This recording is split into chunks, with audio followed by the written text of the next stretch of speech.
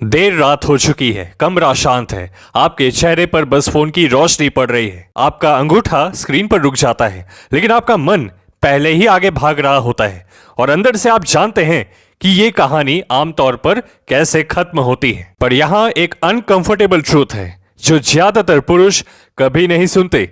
वासना कोई अजय ताकत नहीं है, यह सिर्फ इसलिए शक्तिशाली लगती है क्योंकि आप उसे बार बार खिलाते रहते हैं। ज्यादातर पुरुष मानते हैं कि वासना सिर्फ उन पर बाहर से हमला करती है।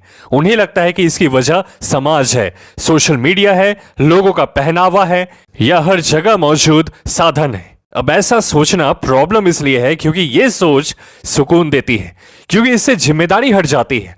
लेकिन यह झूठ है। वासना सिर्फ एक कारण से जिंदा रहती है, क्योंकि आप उसे चुनते हैं। आप उस विचार को अपने मन में जगह देने का चुनाव करते हैं। सोचो, अगर एक लड़का किसी को वासना की नजर से देख रहा है, अगर वही उसकी बहन, चचेरी बहन या उसकी मां होती, तो उसका मन उस दिशा में कभी नहीं जाता। कपड़े या शरीर का कोई भी अंग वैसा अचानक आकर्षक नहीं लगता।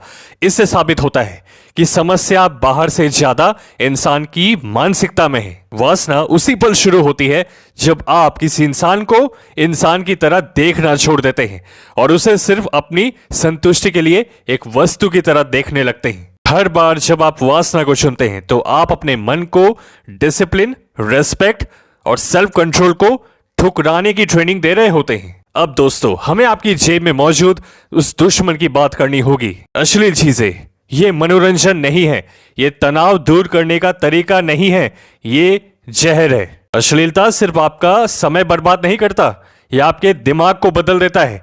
कुछ इस तरह की हर बातचीत को गंदी नजर से देखने की आदत सिखा देता है। इसी तरह पुरुष अपनी धार, अपना फोकस और मजों को टालने की क्षमता को खो देते हैं। अब वो बात जो सब कुछ बदल देती है। आप वासना के शिकार नहीं हैं। वासना बस अपने आप नहीं होती, ये एक चुनाव है जिसे आप बार बार करते हैं, हर दिन करते हैं।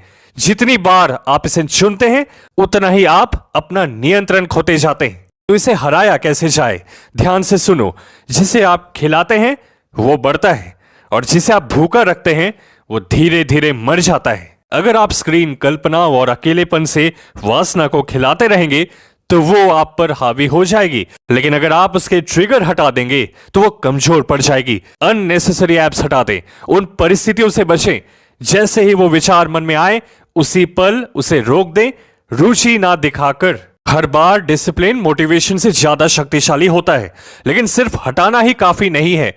वासना एक आदत है और हर आदत का एक विकल्प चाहिए। इसे अपने शरीर को ट्रेन करने से बदलें, इसे गहरी पढ़ाई से बदलें, इसे कुछ अर्थपूर्ण बनाने से बदलें। जिस आदमी के पास उद्देश्य होता है वो अपनी ऊर्जा खोखले मजे के पीछे बर्बाद नहीं करता। इस 30 दिन के ब्रह्मचर्य चैलेंज में पढ़ाई और काम करने के नए रिकॉर्ड्स बनाने की चुनौती खुद को दे और तब आपको पता चलेगा आप में एक डरावनी चीज छुपी है जिसका नाम है पोटेंशियल, और इसकी कोई लिमिट नहीं। इन 30 दिनों में आपको उस पोटेंशियल की एक छोटी सी झलक मिलेगी और वो काफी है कुछ बड़ा करने के लिए। अब दोस्तों, जितने हमारे दोस्त इस चुनौती के लिए रेडी हैं वो वीडियो को लाइक करके कमेंट में पोटेंशियल लिख दें, और जब तक इसका पता ना चले हार मत मानना। ब्रह्मचर्य में बेस्ट किताब और योगा का लिंक डिस्क्रिप्शन बॉक्स में दिया गया है। खुद पे ध्यान दो, दुनिया आप पर ध्यान देगी। मिलते हैं आपसे अगली वीडियो में।